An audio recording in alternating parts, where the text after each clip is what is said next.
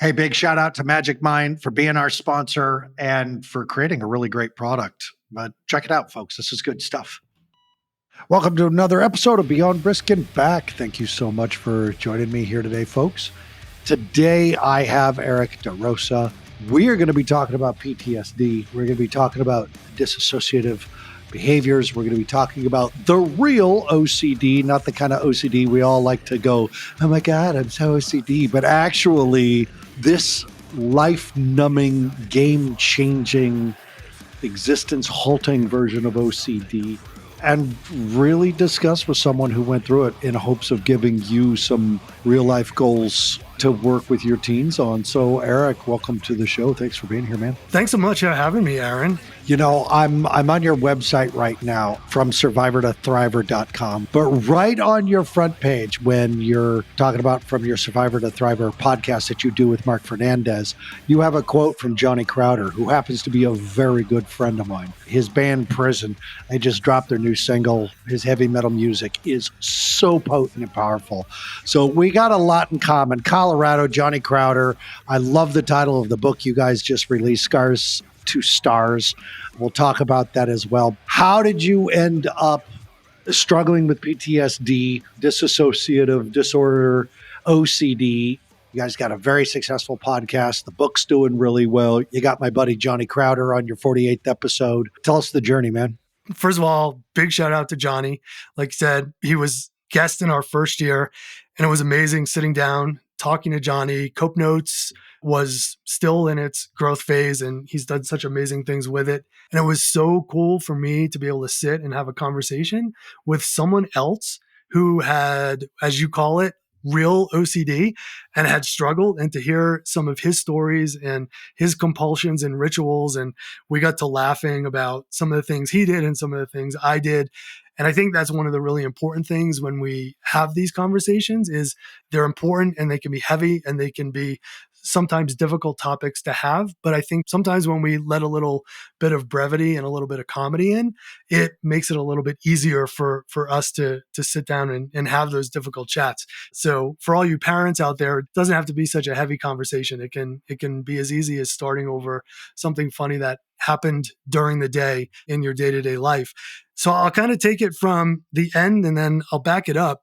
You were talking about PTSD. So for me, I was diagnosed. I just turned 52 in October. And so I was diagnosed with childhood emotional PTSD. It will be just over 2 years ago now. For me, when I received that diagnosis, it was really, I talk about this a lot. It was 4 letters that changed my life forever. And it changed my life in a good way. It was the very, very first time where I was able to say, I have a thing. And what I realized at that point was, for so very long, I was going through therapy, I was on medication, I was doing all of the things that I know I needed to be doing. What I didn't recognize is that what I was treating was the symptoms. I was treating the symptoms of something that was much larger than I ever could have recognized. And when I got that PTSD diagnosis from my therapist here in Colorado, it was the very first time that I felt as though I had been doing a puzzle for a long time with the pieces upside down without the box. And so I had no idea the puzzle I was trying to solve. When I got that diagnosis, it was as though someone had flipped all the pieces upside down, put the box in front of me with the picture, and was actually holding my hand and helping me to put the frame around that picture so that I could start to go in and fill in all those missing links. And so what it really did for me is it allowed me to go all the way back into my childhood and start to understand why I had anxiety, why anxiety presented itself, why I would have anxiety around certain times of year, around certain types of events, why, in fact, I had, and I love how you describe this, so I'm going to keep calling it, why I had the real OCD, why I had intrusive thoughts, why my OCD manifested itself as harm OCD, why I did the compulsions that I did, and I had the rituals that I did. I was able to start to become almost like a forensic psychologist and go back and really start to put that puzzle together. And so here I am today, and I'm able to be on shows like this, have my show, write extensively about my own personal journey in a way of both raw experience and also from a point of reflection. And I can really understand now some of the things that I wish I had known back then, and some of the things I wish I had did back then that would have made my journey a whole lot easier. And so that's one of the things I'm here to talk about with you today, Aaron, and shed some light for your audience is really, what does that look like? And how can parents really start to understand what some of those signs and symptoms are with your kids from a really early age, so they themselves don't have to wait until they're 33 to finally experience, as you said, in my case, 2 dissociative episodes in my early 30s until I finally was brave enough to stand up and speak out and seek help. Let's talk about harm OCD and give parents an understanding on what we're actually talking about here. Because I know a lot of parents who listen to the show are working with their kids who are self harming, things like that. But let's make sure we understand the similarities and the difference. So, two completely different things. Self harming is not harm OCD. So, self harming is, it can be cutting, it can be whatever. I'm not a personal expert on self harm and that side of the world, but that is where you're actually taking steps and actions to cause some harm to yourself in a physical way. Yeah, there's an entire addiction ritual around it. Follows the same addiction cycle that was identified, emotional trigger, searching for the thing, using the thing, the shame, guilt, back to the emotional trigger, full cycle. When it comes to harm OCD, for me and for others who suffer from that type of OCD, intrusive thoughts, it's around the thoughts themselves. And the thought usually manifests itself in that I am going to either cause harm or do harm to somebody else around me, most often somebody who I'm very close to, someone who I love. And at its very core, could not be any further from the real person and my real true character. And that's the very essence of what OCD does. It causes us to doubt ourselves, to fear ourselves. In my case, with harm OCD, it was a true fear that, am I going to act out on one of these things? And it does, as you said, it causes real shame and it causes real guilt because it's often centered around people that we know and that we love and who we absolutely would not do that type of thing to. But when we see them up close and personal on a day-to-day basis, all of those feelings start to resonate. How could I think this way? This isn't who I am. Why would I want to cause harm to this person? And it begins that endless loop and that endless cycle where we sit there and we do exactly what we're not supposed to do. We try our hardest to push those thoughts out of our brains. And in OCD, what it wants you to do, it's like that bright, shiny object in the room. It wants you to stare at it. And it wants you to recognize that there's nothing else around except for it. And the more you try to push it away, the more it tries to present itself front and center in your world. And ultimately, it becomes something that you're thinking about 24/7. And in my case, it led to sleep issues. It led to issues with being able to interact with people, inability to focus, right? So all of the things that we think about when we know somebody is struggling and they're starting to really withdraw and they're starting to internalize, that is what it looked like for me. And, as I'm sure you've heard Johnny talk about, I had my own compulsions and my own rituals and things that I would do. And in my case, when it comes to harm OCD, those compulsions and those rituals are a way to quote unquote keep me or keep us safe from doing what the harm OCD thought is telling us to do. So if I would turn the light switch on and off 3 times, I would say to myself, okay, I'm safe. I'm not going to do that. If I would check the door 3 times, and for me, the pattern was always doing things in threes. If I would check the door, make sure it was locked 3 times, okay, nothing bad is going to happen to me or anyone around me. If I didn't do those things, that's when the panic would set in. And I would start to think, what's going to happen? I didn't do that. I have to go back. I have to make sure, right? And so we begin to even doubt ourselves around that. Did we even do the compulsion and the ritual in the way that we thought we did it? This is the part that separates the, oh my God, I'm so OCD from OCD. You will miss your airplane to go back and check the oven the third time. The missing of the airplane is less impactful than that third check on the oven, because that third check on the oven to assure your safety and assure your experience is much more palatable and survivable than missing the plane. You could care less comparatively when you're in an OCD spin. I have a question about talking about and experiencing treatment when you're having the intrusive thoughts and harm OCD. And let's stay with the shiny object in the room. It is something that has shown up. It's shining in the room. It's saying you have to focus on me. Problem is that you try to stuff it away. You can't look at the shiny object that now has a beeping noise to it. So does that mean that somehow in some therapeutic manner, you have to actually indulge the experience and start to process how you indulge it and go through and sit with that shiny object? Or is there a different process on learning how to manage this shiny object that, again, to be clear, will not let you go? You're right on both descriptions of that. And I do want to say, you were talking about you'd be willing to miss the plane to make sure that the oven is shut off.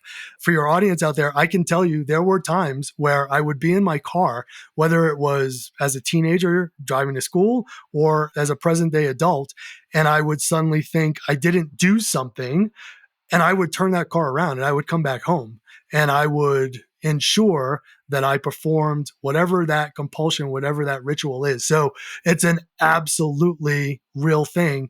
And yes, I would rather miss a plane, be late for a class, miss an appointment with a friend out of fear that something bad was going to happen if that ritual was not performed exactly the way that I wanted it to be. Because the fear and the resulting consequence of the fear is unreasonable? It's both unreasonable.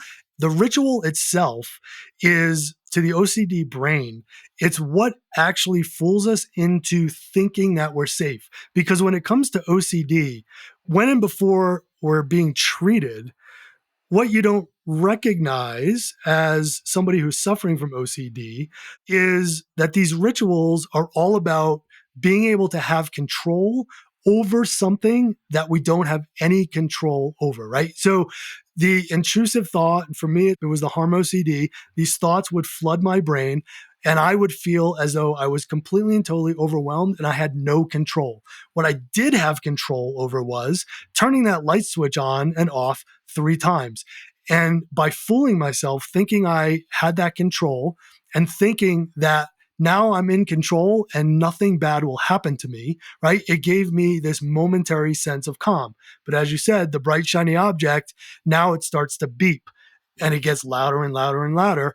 And I imagine I've written about that song, Baby Shark. I despise it. And so I tell people, imagine having Baby Shark play on an endless loop in your brain for 24 hours a day. At some point, you're going to do everything humanly possible to try to make it go away. And to me, that's the best way to kind of describe when you're in that crisis mode and when OCD is extremely forefront and prevalent in your brain. You will do anything possible to try to make it go away. And as you were saying, when it comes to being able to treat OCD, so what the therapeutic treatment that I work through is called cognitive behavioral therapy. And what it is at some point, you have to recognize that that thought exists. And rather than sitting there and trying to push that thought away, is when the thought comes, you sit there, just like you would watch clouds pass by in the sky, and you'd see that thought.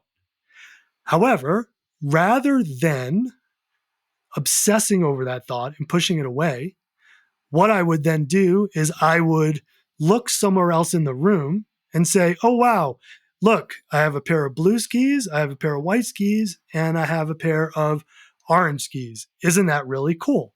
And then I would turn my attention back to whatever it was I was doing. What it does, just like Johnny's cope notes, right? He talks about interrupting your thought pattern. What cognitive behavioral therapy does is interrupts that thought pattern, even if it's just momentarily. And the more that you do it over time, the longer the period of time that you can interrupt that thought pattern. Now you're creating, right, all neuroplasticity. You're really rewiring your brain to think about new thought patterns and create new synapses and create new ways of thinking until over time, long periods of time go by and that obsessive thought, that intrusive thought doesn't exist. Hey, folks, I want to share with you a product I've been trying out lately. It's called Magic Mind. It's a natural nootropic drink that helps with focus. I've been trying it alongside my morning coffee. It has cut down on my caffeine consumption, and I really do stay more focused and get a lot more done during the day. So if you're looking for a new drink to try out, I would recommend it. It's extremely healthy. It's filled with all the kinds of stuff you want, you and your kids. It's also available at Sprouts. Check it out. Get it on Amazon. It's an amazing product. And big thanks to Magic Mind for being our first sponsor. This is where I think parents really struggle, and it's because you don't know how to respond to the unreasonable baby shark looping in the background that's now beeping. And so the frustration gets you to say things like, well, just focus on something else. Or, it's just what you're obsessing about just isn't real. And it sets in the guilt and shame cycle. It sets in the idea that there's something wrong with the way you're thinking. Now, question is, well, what it also does, let me just add on to that. By doing things like that, it also takes away what somebody believes is true for them. And it makes that person doubt that what they're feeling could actually be real, right? And so you're delegitimizing that somebody is actually struggling with a true mental health issue. The more that parents say things, or the more that a friend will say, well, can't you just be happy? Just think about something else. Just go outside and exercise. At some point, I say to myself, well, I'm just not going to tell them anymore. Because every time I tell them, all I get is, well, can't you just think about something else? No, I can't. The real answer is I can't. If I could, I would. Let's address that to a second, because to someone who's considering their way of thinking logical, when you say that, they look and say, well, that's not real. I guess that's the actual question. We're taking away the fact that you are having this thought about something that, for all intent and purposes, isn't real. So how do I address that with you as a parent, as a friend, as a sponsor, as a mentor, as a coach? How do I sit in that space with you while you're telling me you've got to flip the light switch on and off 3 times so that your oven doesn't catch fire? Or I'm placating the experience here, because this is the problem with any type of mental disorder, is that it doesn't make sense. And to someone who thinks that they do make sense, well, I make sense. I'm smart. I don't have any problems. My kid's got anxiety. My kid's got depression. Just get out of bed and take the dog for a walk and you'll feel better. That makes sense to a logical brain, but someone with ADHD being told to focus, just sit down, be quiet and focus. That makes sense to say that to someone who can't focus. So what is real? Explain the realness of that experience. I thought of a really good example as you were talking. So first of all, to that person, right? And as you said, to the outside world, you cannot see depression, right? You can see the physical manifestations of depression, but you cannot see depression. You cannot see anxiety. You cannot see bipolar. You cannot see schizophrenia. For the person who is experiencing it, even though the thoughts, as you said, are not real, to that person in that moment, they are 100% every bit as real as possible. And so when you're sitting with somebody, what I want you to envision is, imagine you just went out trail running. So here we are in Colorado, Aaron.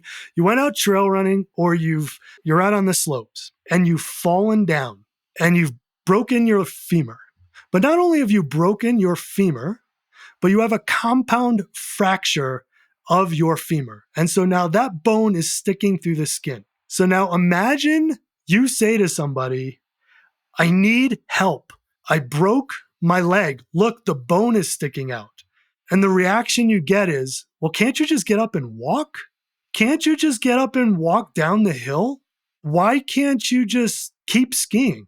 Why can't you think about something else? Like, I know it might be painful, but imagine that scenario and how ridiculous it sounds. What made me laugh is someone saying, I've got anxiety, I've got depression, I've got a busted femur and it's sticking out of my leg. It's compounded. And the person says, you should try a gratitude journal. There's a couple of things. And I want to ask you about how PTSD plays into all this. But so often in a recent metaphor I've hooked onto and have really been holding is that we keep trying to treat the water in the Grand Canyon. Like there's so much of it moving through. And really what would help is to find the source and treat the source, because the source is a drip off an icicle somewhere on top of a mountain. That's where the Grand Canyon starts. And treating drops of water, or at least treating the trickles before they hit into the streams, before they hit the rivers, before they're in the Grand Canyon, that's really how treatment works, is that you got to go upstream, always upstream. And it's a perfect analogy given where I'm currently sitting. So I'm going to fill in those gaps for you. So when you talk about the Grand Canyon is where I was from the time I was 33 and started therapy. And I was living in New York at the time, and I was working with a great therapist, starting to talk through, starting to understand what OCD was, starting to understand what anxiety was. And I did that all the way up until I was, almost 50 years old. And yeah, I was in the Grand Canyon. And so there were times that the water would start to flow a little more strongly. And I'd say, oh, wow, that's not good. Let me kind of address this issue head on, what I thought was the issue. There'd be other times when, it'd be more of a trickle. It would be back of my mind. I'd go about my day and I'd kind of forget about it. The reality is where it started is where I'm sitting right now in Colorado, because the Colorado is the headwaters for the Grand Canyon. And so the water for the Colorado comes from, as I look out my window at the top of Snowmass at 12,500 feet, Mount Daly, Capitol Peak, and all these other amazing 14,000 foot peaks we have here. That's where it starts. It doesn't start down in the Grand Canyon.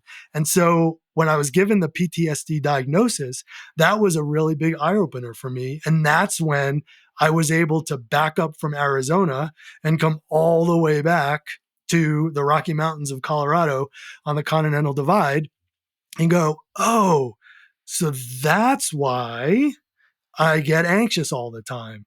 It was the lack of safety and security in this part of my life.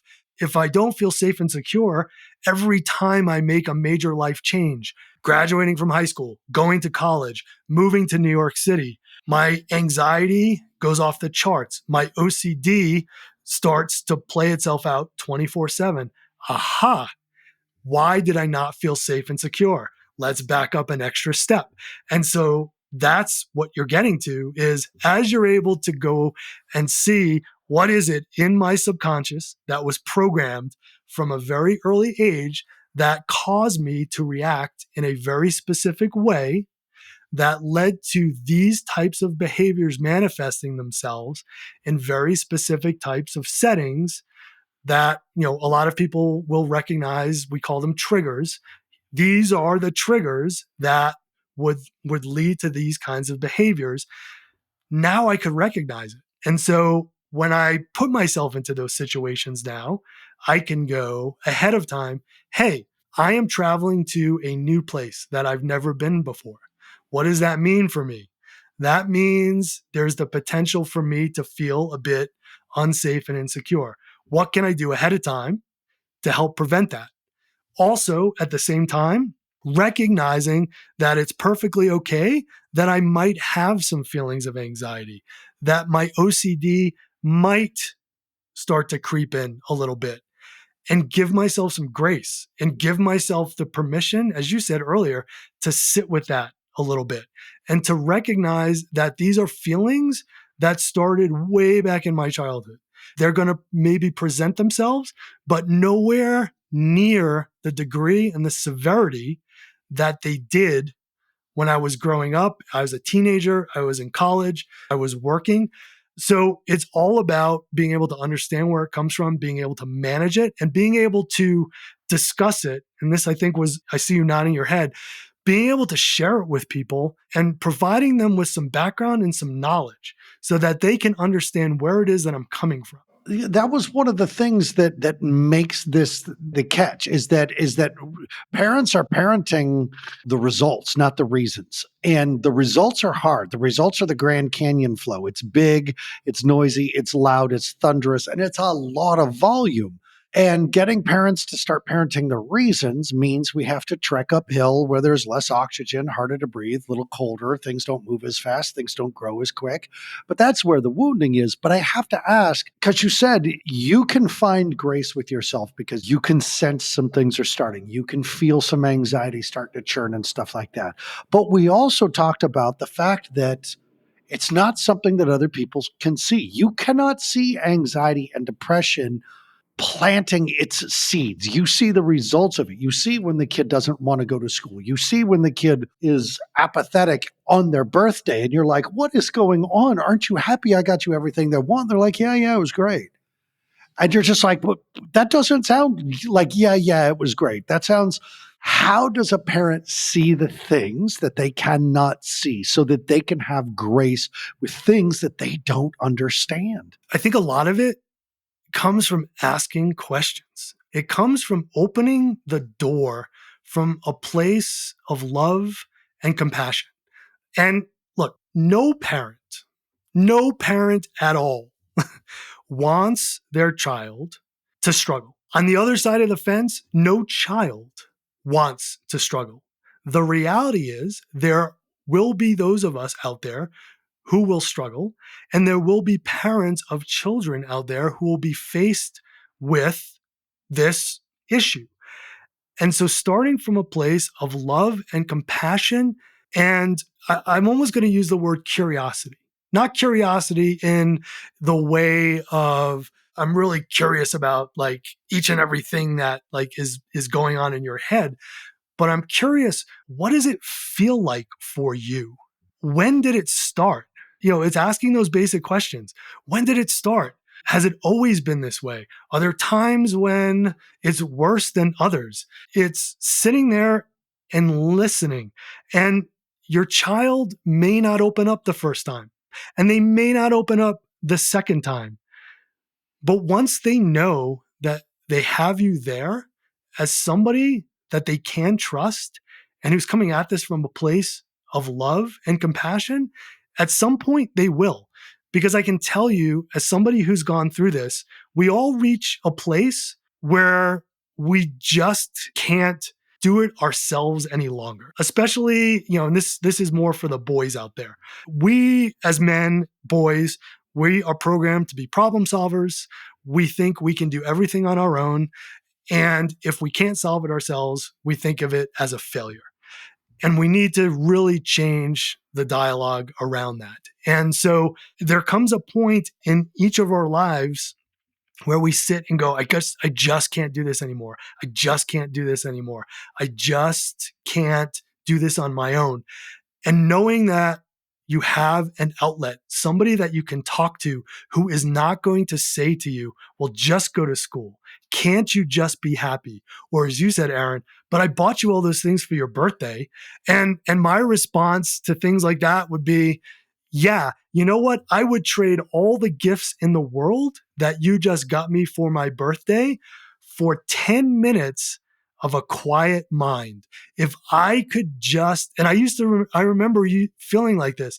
I used to think erroneously, if I could just for 10 minutes be like all of the other kids, just 10 minutes, it would make everything go away.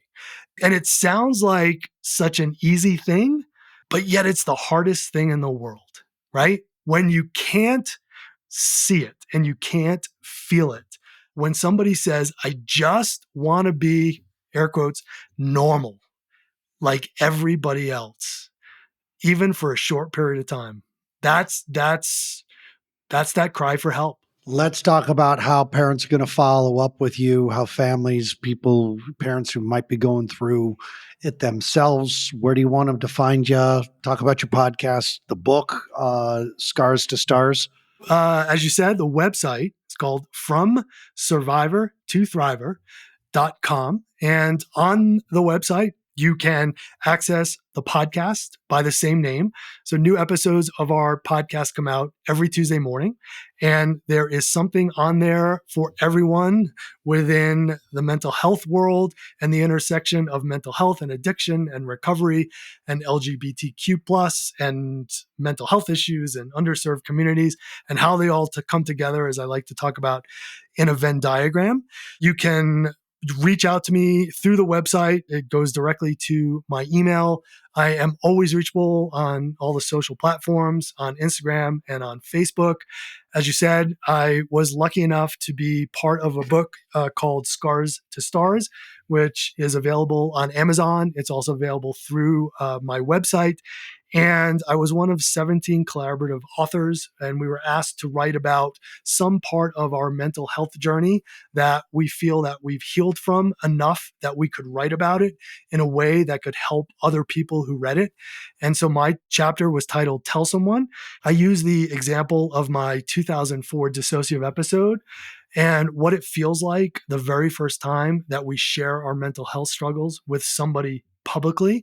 And I also wrote it as a bit of a roadmap to show why it is so important that we tell someone and the dangers of what can happen, as in my case, with my dissociative episode and then subsequent dissociative episodes after that, if we keep it all bottled up inside and don't tell someone. Let's wrap the show through the conversation around your dissociative events, because you didn't check out. It's more than that, isn't it?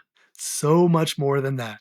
So, when you use the term kind of check out, some people also think, well, like daydreaming, right? Like you're kind of like there, but you're not really there. Where'd you go, bud? Come Where'd on you back go? to Like, me. like snap to it. So for me in 2004, it lasted probably for about 90 minutes. In 2006, as you and I talked about before we came on, it lasted an entire weekend. And the best way that I can describe this in very simplistic terms is as though the brain is doing a control alt delete. It's completely and totally rebooting its circuits because the anxiety and the obsessive compulsive thoughts have overwhelmed it in such a way that if the brain does not shut itself down, whether it's for a short period of time or in my case for a slightly longer period of time, it out of fear of doing even greater damage. And so there's a point in time where the brain and the body, and this is the dissociation, actually separate. And so I can tell you, and so if you get the book and you read about my 2004 dissociative episode, I go into some great detail about the exact experience, what it felt like, and where I felt like I went during that time period, because I really wanted to give the reader a sense of what it felt like to be sitting in that car in my seat so they could live through that experience with me. In 2006, it was a full weekend. And I can tell you, it was disturbing enough that I have no recollection of what I said or what I did during that weekend. I know I was in my apartment. My wife was looking after me. I do not know what I said. I don't remember walking around. I know I didn't sleep at all that weekend. I know I didn't eat that weekend. I have no memory of it. All I have is a memory of Friday being in my office at work and suddenly feeling my world close in around me and feeling a sense of, I'll call it, dread and impending doom. And then the best way I can describe it, it's as though the lights went out and the lights came back on. It was sometime late Sunday evening. I took my first benzodiazepam. It was prescribed by my doctor. And in that moment, I came to, the lights came back on, the computer started to hum again. All I remember was this being in kind of this state of euphoria, not remembering anything that had gone on during the weekend, but just remembering that I was incredibly hungry. I sat down at the kitchen table and ate for the first time. And I think I slept for 10 hours that night. And finally, it gave my body and my brain a chance to recover and get myself back to a place where I could actually function as a human being and begin to start to put those pieces together. But yeah, this is not, as you said, just a simple kind of like, oh, I kind of checked out there for a moment, as though like, I sat and microdosed some mushrooms and I went into kind of a fun place. And I wasn't like fully present. No, this is like somebody shuts the lights out and you're sitting in this completely dark room, but you're, what was that movie where they wipe your memory? Men in Black. My memory got wiped. The lights are gone. You're kind of sitting in silence and the world keeps going on around you. And you manage to function with no recollection how. It is a curious thing. Back in the 90s, there's a Simpsons episode when you were talking, it reminded me where Homer's brain is telling him not to say something. And it says, don't say blank, don't say blank. And he says it. And his brain says, that's it, I'm out of here. And you hear footsteps and a door slam. And as you were talking about that, I was like, we are still in a marvelous time of discovery, understanding how the brain can do these things, disassociating, looping onto thoughts, baby sharking, as we've been lovingly putting it towards this thing. I want to know from you, what is your number one resource go-to?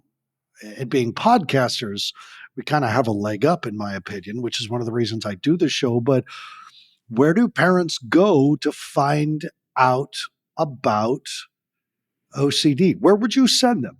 If they're like, I think my kid's got this, or my spouse, or me, where do you send them? Sure. So my podcast, we had several guests on who have had OCD. So you can check out my podcast. You can check out my friend Zach Westerbeck's podcast. It's called You're Not Alone podcast. His podcast is 100% dedicated to OCD. He had several different manifestations of OCD. And so he walks through all of those manifestations, what they're like, how they present, and we'll have guests on talking about all of the different types of OCD manifestations. He wrote a book about it called You're Not Alone. He also has a mastermind so that people who are in OCD therapy and in OCD recovery can go on and they can learn some of those tools. The other thing, that wasn't really accessible to me or to you, Aaron, when we were growing up or we were living under our parents' roofs, is the internet. There are so many unbelievable resources.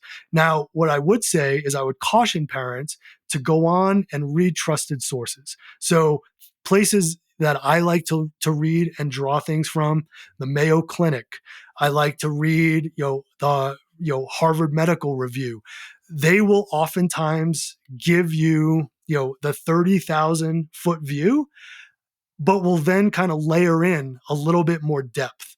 And so they talk about it both from the standpoint of the person who is suffering with that, but also from the standpoint of the person from the outside, so that you can start to see what some of those signs and what some of those symptoms might look like.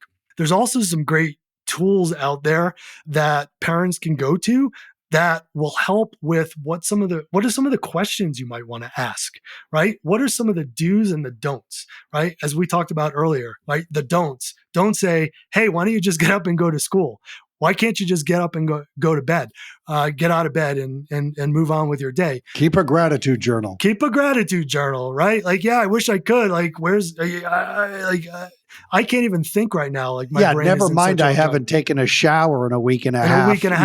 Right? But let me start my gratitude list right now. Yeah, because that's first and foremost on my mind. Oh yeah, let me go out. Well, why don't you go out for a walk? That was always another favorite one of mine.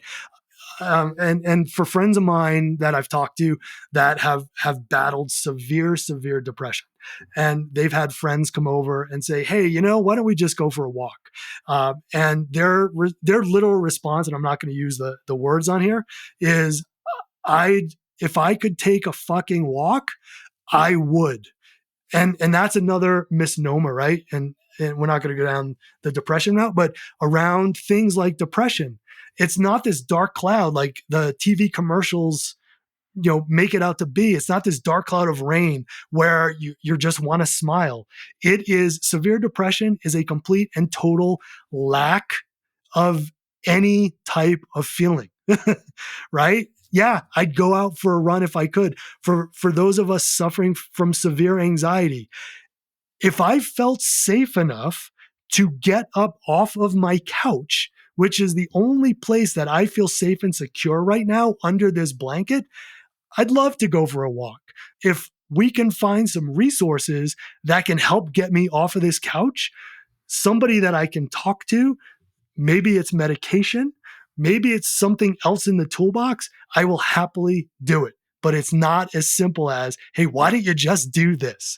So there's lots of great resources on the web to be able to read about and see what are some of those questions and what are some of the warning signs. And I can tell you the big ones, and it's happened to me and I've missed them both times, but the big ones, if your child starts to lose all interest in everything around them, if they start to completely withdraw from the world, if they are not sleeping, if they are not communicating, if they are not eating, if they physically look like a shell of their former self, they have moved far beyond just the simple, I have some anxiety, I'm feeling kind of under the weather.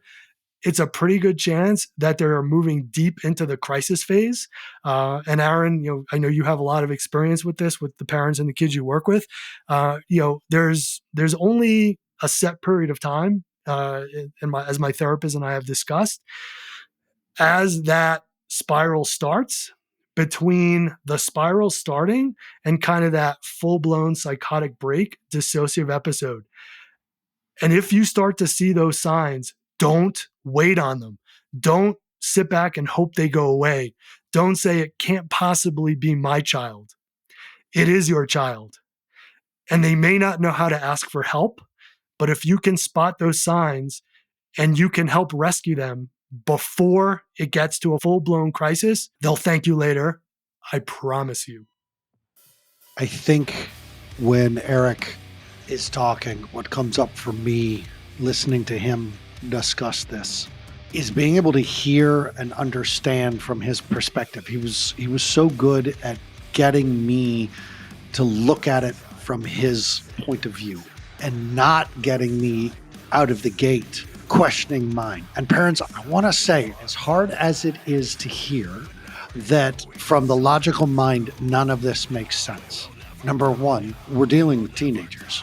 Logic is a rare commodity to begin with. That's a natural given of anyone's mentality in adolescence. Number two, we're dealing with mental health struggles. So logic is that much farther removed. Number three, we're dealing with something that has robbed them of cognitive thought. They are deep into survival mode. When Erik talks about crisis, that's what he's talking about. That's what happens to the body, is we go into crisis mode. So trying to employ logic when we are 3 sheets deep into something that makes no sense to anyone else. When I hear someone talk about OCD, a dissociative disorder, I hear people respond to those people the same way people respond to addicts. Well, just stop. Why can't you just stop? If you stopped, none of this would happen. If you would just get out of bed and go take the dog for a walk, you wouldn't be depressed. If you would just let go and not obsess over that thought, you wouldn't have OCD. Parents, if you're on the show, it doesn't work that way. And this is why these types of support shows are so important. Instead of focusing on that flow there at the end of the Grand Canyon, you got to focus on your own self first. And that's how we're going to end, like the way we always end. Parents, take care of yourselves first, your adult relationship second, and your children third, because that's how you do your best work with your kids. Massive shout out to Deep in Productions to making the show sound good. Make sure you are visiting FromSurvivor2Thriver.com. Check out Erik and Marc's podcast, same name, From Survivor to Thriver. And check out the book, Scars to Stars. I'll see you next week on Beyond Risk and Back. Big thanks to Magic Mind for sponsoring this episode of Beyond Risk and Back. I really like the stuff. You got to check it out.